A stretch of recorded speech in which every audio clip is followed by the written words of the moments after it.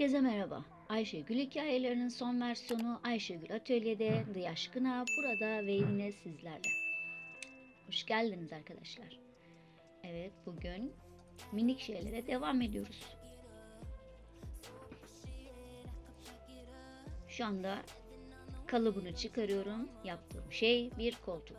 Taht diyelim. Taht daha doğru olur. Biraz tahta benziyor çünkü.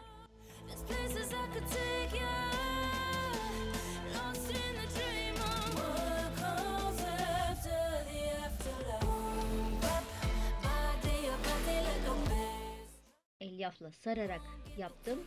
Yumuşacık bir koltuk olacak. Siz başka şeylerle de yapabilirsiniz. Sünger de olabilir. Yine elimde olan eski perde parçaları.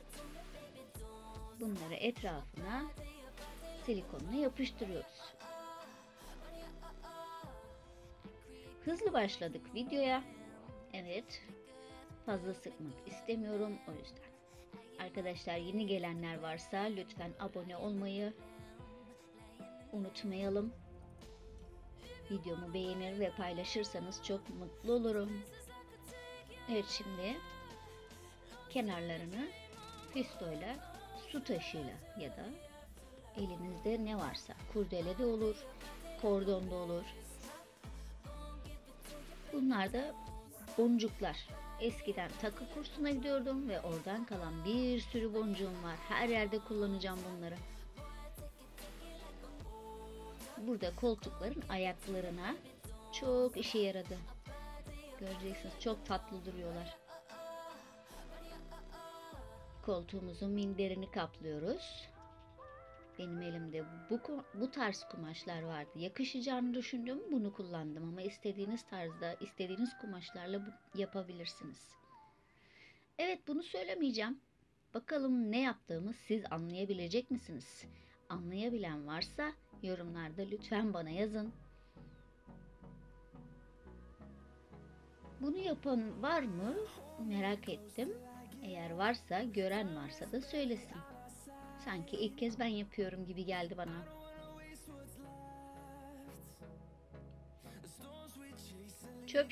Çöp şişlerimiz sıcak geldiği zaman eğiliyor. Çok kolaylıkla eğiliyor ve kırılmıyor. Biliyorsunuz bunlar bambudan.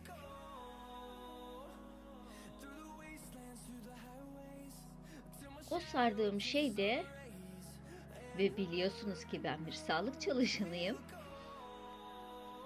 idrar kutuları, idrar tahlili yapılan kutulardan. Tabii mikroplanmış olduğunu düşündüğümüz kutular, o yüzden atacaklardı, ben el koydum, öyle söyleyeyim. Evet, bunlar da gene takı kursundan kalan tellerimiz, takı yapmak için kullandıklarımdan, ama herhangi bir telle de olabilir. Ve gördüğünüz gibi ortaya çıktı bir lambader. Şimdi yaptığım şey acaba ne? Bir iplik makarası. Yine işe yaramıyordu. Ona bir iş buldum. Şu anda işe yarıyor artık. Bir masa oldu. Ve bu da 2 tane ayrı ayrı boncuk, kolye yapılanlardan aparatlar. Onunla bir vazo yaptım. Çok şık oldu ya. Çok beğendim. Ya siz?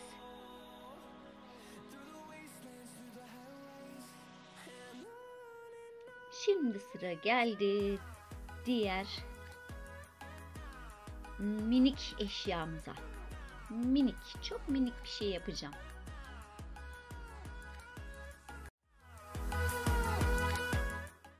Bu yapacağım şeyin büyüğünün hemen karşısına geçip çok romantik anlar geçirirsiniz. İnanın.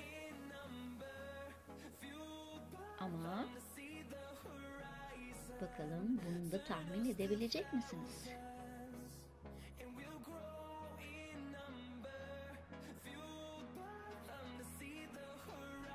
Sonucu görünce çok şaşıracaksınız. Elimde bir kağıt hamuru vardı.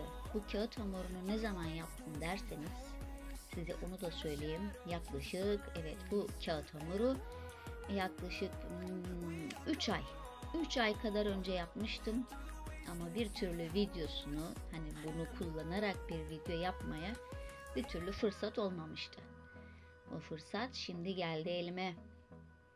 Ve bu kağıt hamuru buzdolabında alt tarafta ve buzdolabının arkasına dayalı bir şekilde duruyordu ve inanın hiçbir şey olmamıştı.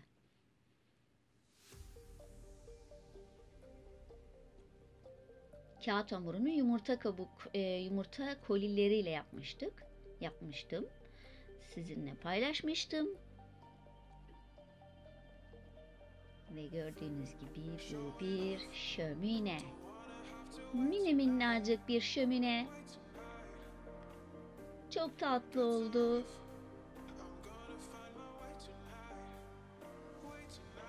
Evet, biraz hızlandırıyorum sıkılmayın diye. Bunu izlemesi de gerçi çok dinlendirici oluyor. Yani ben öyle oluyorum. Yaparken de ayrı tabii ki de. Evet, biraz kurudu. Kuruduktan sonra şimdi boyasına geldi sıra. Bir kırmızı, bir sarı, birleştiği zaman turuncu olduğu için, tuğla rengine benzediği için bunu kullandım. Boyuyoruz. Sonra biraz eskitme yapacağız siyah boyayla. Bunlar tabii ki akrilik boya. Çabuk kuruyor, çabuk, kolay uygulanabiliyor.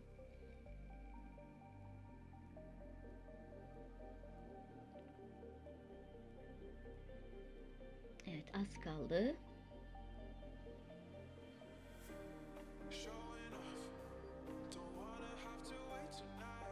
Gördüğünüz gibi çok şirin bir şey oldu.